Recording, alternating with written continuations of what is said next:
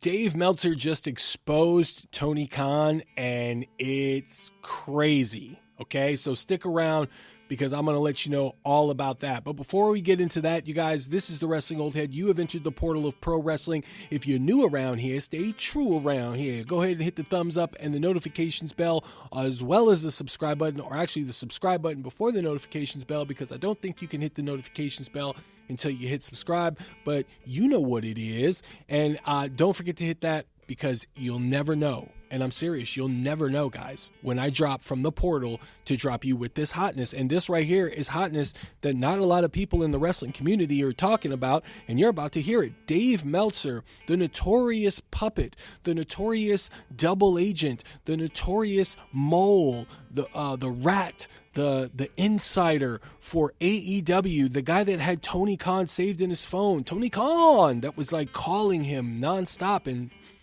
asking him for these story ideas, and is this working, and what can I do? Like, you're the man, Dave. Dave Meltzer just exposed Tony Khan. Now, you AEW sickos, I did 2 videos where I was praising AEW, so get off my back. Or actually, you know what? Come at me, bros, because I'm a sicko just like you. I'm like Blade. I'm a daywalker. I've got all of your strengths and none of your weaknesses. So if you get mad at this video, you sickos, you bloodsuckers, you come at me, bros, because I'm ready. I'm Blade. I'm the daywalker. What's up? Let's do this. All right? So hear me out, because you got to stick around for the whole video to understand my opinion and why I'm saying he exposed it. And you don't even know if it's good or bad, all right? So you might as well stick around and wait until the end of the video so that you can formulate your own opinion on what I'm about to say, all right? So let's get into it. Let's talk about it. So Tony Khan came on the Post Wrestling YouTube channel and had an interview. And in this interview, he said a lot of good stuff. You know, he was talking about AEW. He was talking about, like, the fans and the internet and all this stuff. It was actually a really, really great interview. But he said that Tony Khan books for critical acclaim. And I thought that was fascinating.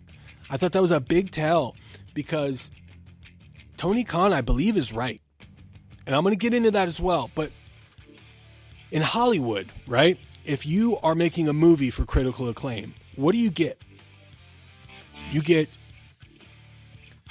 box office smash, right? You get, millions of dollars from people that are flocking out to the theaters, or a bunch of dollars for, like, people, like, streaming it ad nauseum, and they're telling their friends, and so the critics love it, and there's fans that love it, and now they want to see sequels, and now they want to see more from the actor, more from the director, more from the writer. The soundtrack is banging. The visual effects are good. The cinematography is chef's kiss. All of this is like hot. It's hot. It's hot like fire. So then they get the Golden Globes, right? And then they get the Oscar. And if they get the Best Picture Oscar, they have arrived. They have arrived to the upper echelon in rarefied air. In the music business, if you do music for critical acclaim, an album that's got it all the bells and whistles, everything that you need, like the radio hit, which we don't even have radio anymore, but the hit that everybody is into, the one that they play at the clubs, the one that's talking from the heart, the one that gets serious, the one that has someone singing, all these features, great production, all this stuff, you can get a Grammy. But in professional wrestling, when you do something for critical acclaim, you don't really get much, man. I mean, F4W awards, PWI 500, you don't get a whole lot for the critical acclaim out in professional wrestling's world, It's still a circus in very many ways, but the foundation is still a circus. And although it's had many different iterations over these last decades and whatnot, as far as the WWE and AEW goes, at the heart, there's still the germ of some of the similar things that we grew up watching. Some of you historians go back to rewatch or watch for the first time. You don't really get much for the critical acclaim, but, you get a couple of asterisks next to the match or next to the overall event. You get 5 stars. You might get 7.5. And eventually if you really rock the house, you might get 8 stars, according to Dave Meltzer. There was one thing that I heard when Dave Meltzer said this about Tony Khan booking for critical acclaim, booking because he wants the critics, he wants the reporters, he wants the journalists to enjoy the show as much as his sickos do, right? And one of the things is, in the world of like politics, right? And I'm not here to talk about politics, so just hear me out, okay? I'm just making an analogy. In the world of politics, you know, the people lost their respect and trust for the journalists. They felt like they weren't acting in an appropriate way that gave them the information that they needed, the truth. They were subjected to hearing favoritism. They were hearing like maybe agendas behind what some of these journalists and reporters were saying. When I grew up, reporters, they reported the news. I didn't know if they had a wife or a husband or a puppy or a throuple or an orgy or any of that. The reporters reported the news. I didn't need to know their personal stuff. And now reporters are telling you all their personal feelings on what's going on in the political landscape. And very similar in professional wrestling, which it's always been journalists that are just telling you their opinion on the current product and the past product and whatnot. But there's a difference right here with Dave Meltzer. Dave Meltzer is trying to convince everybody that AEW is the place to watch. It's better than the WWE, and it's great. And he's doing it because AEW puts on the types of matches that he enjoys. It's like an amalgamation of CMLL and NJPW, and for the most part, World Championship Wrestling, sprinkled in a little ECW in there at the same time. And on its best day, it does that really well, and it's actually really fucking exciting. But on its worst day, it's a mess. It's just disjointed. It's all over the place. There's no through line. It's just stuff is happening. It's like a big budget independent wrestling promotion. And so if Tony Khan is trying to cater to critics' approval and acclaim, it's not going to do good for him, in my opinion, because the fans don't trust the critics. So if John Alba or Dave Meltzer, they come out and they start talking about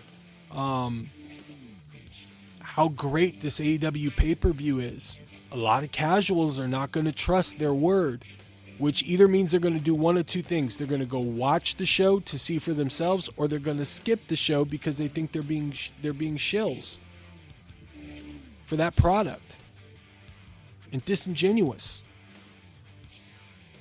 So Tony Khan, I think, does a pretty good job. It reminds me, to me, I'm a wrestling simulator nerd. I like text-based simulators. So I never played SmackDown 2008, 2009 or whatever, or the story modes on there. I have story modes on text-based simulators that I play a lot, like TEW, EWR before that, TNM7, Pro Wrestling Simulator. And I like booking shows, and I like getting critical acclaim. And I believe, and it's my opinion, but I believe Tony Khan likes playing those things too. And I think sometimes he uses those things to help book shows. I really do, and I don't think that's a bad thing. But if you're just doing it for the acclaim because people said these were dope matches, people that you revere and look up to, or people that have a fan base in the journalistic side of the wrestling realm, then I just don't think it's going to have that kind of effect that you think it's going to have, where like all these people start to hear that, like John Alba's giving it a thumbs up and Dave Meltzer saying it's the must-see show of the summer, and all of these like quotes and sound bites are coming out praising the event. I don't know if it's going to have that wave where people are going to just like flock into it. I think what AEW needs is a little genuine push to do exactly what they said they were going to do from the beginning, which is become a hybrid, no MLW. And being that hybrid of professional wrestling mixed in with storylines and technical wrestling and high-flying wrestling and hardcore wrestling and acrobatic wrestling and lucha libre and puroreso, or I never knew how to pronounce that. You know, the Japanese style of professional wrestling, the catch-as-catch-can style of professional wrestling. If that's what they end up doing, I think they'll attract far more attention. But I just think what Dave Meltzer does on Twitter, it does him no favors, and it really does AEW no favors, because people tie AEW to Dave Meltzer and to a lot of reporters. And I think that Tony Khan does have the reporter's ear, because a lot of shit that goes on in AEW is still a mystery. Like, we don't know what's going on with Keith Lee. Is Keith Lee okay? Is Keith Lee even healthy, bro? Like, where is he? What's going on with him? Where did Pac go? He just disappeared. Where is Alex Windsor? Like, where are these people? They don't tell us. The reporters don't tell us. The Tony Khan doesn't tell us. The commentators don't tell us. I mean, Tony Khan has got them so wrapped tightly around his finger that he's got the journalists like by the balls. If he tells them, hey, don't put this out, they won't put this out. And I just think it makes AEW look a little bad in the light. Like, imagine if WWE was doing that. Imagine if WWE had reporters in his pocket or in their pocket and was saying, like, you guys can't say this, keep this on the low, go out and say this is happening so that when this actually happens, it's more of a shocker. Like, imagine WWE has been actually having to jump through hoops to try and, like, kayfabe like an angle that's going on or shock the journalists, because the journalists are just going to dump stuff out, like theories and rumors and, you know, half-cocked ideas or whatever about the current product for the WWE. So the WWE's actually got to be a lot more creative. With AEW, they just have to say be silent, and those reporters are going to be silent. And it could be a respect thing. It definitely could be a respect thing here. But I just think that if Tony Khan's whole goal is to get the sickos, the hardcore fans, and then have the journalists go 5 stars, 5 stars, this is awesome. Scott Keith goes, this was the match of the year, this was the match of the decade, then everything's going to be hunky-dory. And I just don't think long-term you got to go through short-term pain to get long-term gains. And right now, they're getting long-term pain and getting short-term gains right now. Straight up. Because they're allowing the journalists to prop up AEW instead of AEW prop up AEW is my point. That's my point. AEW needs to prop up AEW. Forget the journalists. Forget what they have to say. They really don't matter. They're no different than me. They just have more following. They probably have degrees. Actually, they're a lot better than me. I'm not going to lie. They're a lot better than me. And if you're watching their content, you probably should. They probably say a lot more better stuff than I do. But look, I'm freestyling here without any notes, and I'm telling you right now that Tony Khan's whole mission in 2026 should be to bring fair weather fans and casuals into his house and say, kick up your feet and let's party, dude. And really put on a show that there's pieces that everybody can enjoy. And he's got everything at his arsenal to be able to do that. So let's see if he does. But what do you guys think about Dave Meltzer exposing Tony Khan's secret about doing it for critical acclaim? You guys let me know down in the comment section below. And again, if you like this video and more, there are more videos somewhere up and around here that you can click on. Hit the subscribe button and the notifications bell. There's a whole lot more videos over there. I've only been doing this for a little over a year, you guys, and I'm not stopping anytime soon. So stick around, because there's going to be a whole lot more coming out of the portal for you guys. It's been the Wrestling Old Head. Thanks for stopping by, you guys. Stay tuned for more.